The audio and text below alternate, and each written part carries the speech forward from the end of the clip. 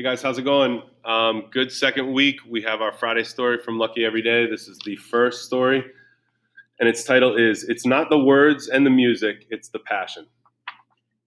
Coach Diane came out to practice one afternoon and stood watching us. We continued our drills, waiting for her next directive, until one by one we noticed that she was just staring at us with a quizzical look on her face. We had completed 3 grueling days of lifting, conditioning, and practice, and now we were simply going through the motions, with no fire to play or desire to compete hard against each other. "Get over here," she commanded, and we ran toward her, waiting for a critique on the last passing pattern. But instead, she just looked around the circle of faces and quietly demanded, "What are you passionate about?" We squirmed a bit until it became apparent that she really wanted serious answers. As we started around the circle, many of my teammates offered words like pets, friends, or boyfriends. A few said nothing. After thinking a bit, I said, "Family." Another blurted out, "I'm passionate about being part of a winning team." Only 3 players said they were passionate about lacrosse. Diane shook her head sadly and sent us packing for the day. The next afternoon, we were summoned to the locker room before practice, where Diane stood next to the stereo system. We sat quietly as she began preaching. "You need to have passion in your life in order to enjoy yourself, to reach for your dreams, and to accomplish the things that you're aiming for. I'm passionate about holding a newborn baby, about coaching lacrosse, and about spending time with my family." Diane insisted that we understand her passions. Not just her family, kids, and the game, but music and nature too.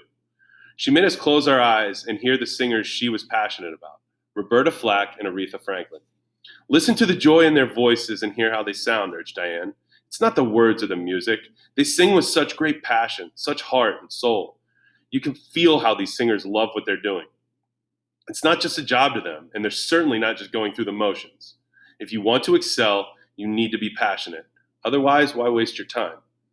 Because we were already so aware of her passion for lacrosse, Coach shared her passion for music, and somehow this exercise brought it home to us. If we wanted to excel, we had to be passionate about what we did. Diane pounded this lesson home throughout the next several weeks, focusing now on the natural beauty around us. "Look at that sunset," Diane would exclaim, or "What a beautiful sunrise" during 6 a.m. conditioning drills, or "See how the leaves are changing colors." She did not want us to take anything for granted. "Don't miss the little things. Cherish them," she pleaded. "Why do you give me 16 hours a week if you're not going to be passionate about this sport and this program?" she often asked. It made us truly evaluate our passions in life and our love for the game. That night, many of us, including me, called our families to tell them we loved them. I was passionate about my family, and I felt that I needed to tell them right away. And I was passionate about lacrosse, so I was going to put forth my best effort from now on. We played with passion for the rest of the season. It became a seasonal theme and another one of Diane's life lessons. You must feel passion for what you do every day in order to feel success in your accomplishments and happiness in life. I learned from Diane that a life without passion simply isn't worth the time or the energy. So I've come to isolate the things that are important to me and pursue them with vigor and passion. I've lived more happily and more fully ever since. Again, I think in today's world, when we have so many things that can distract us from what is most important, you have a phone that's attached to your hip, you have TV, you have video games, you have friends, you have activities, and then you have something like coronavirus where the human interaction is kind of stolen from you for a little bit. It makes some of us step back and reevaluate those things. But constantly be doing that. I heard somebody much wiser than me say one time that we're always a work in progress. Until the day you die, you are a work in progress. You're still trying to get better. You're still trying to learn. You're still trying to evolve as a human being.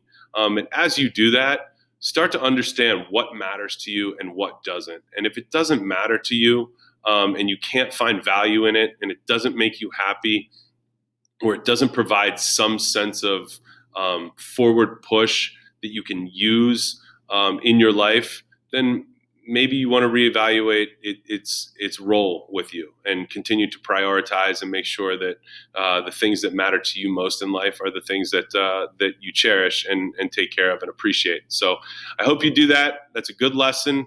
Have a great long Labor Day weekend. Please understand that if you are out and about, you might be making fantastic decisions. You might be doing everything right. But on holiday weekends, a lot of people go out to parties and they drink or use drugs. They get behind the wheel of a car. So please keep your head on a swivel. No drinking, no drug use. coming back on Tuesday and learning that any of you were not here and healthy would be the most devastating moment of my life. I don't want to feel that. And I know that people who love and care about you at home don't want to either. So be safe, take care of each other. Love you guys. What's your homework this weekend? Tell someone you love them. Love you guys. See ya.